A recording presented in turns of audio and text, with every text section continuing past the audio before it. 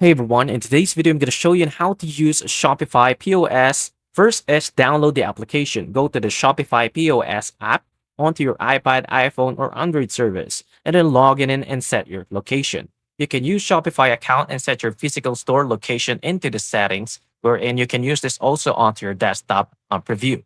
Now you can add a product to POS. Make sure your products are in your Shopify admin and mark available for the POS sales channel. Then you can then connect the POS hardware, which is just an option.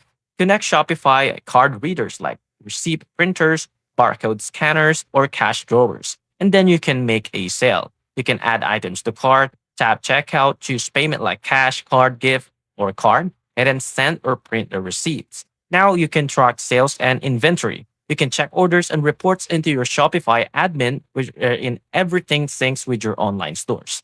And that's it. If you find this video helpful, please like and subscribe, and I'll see you into the next one. Thank you for watching.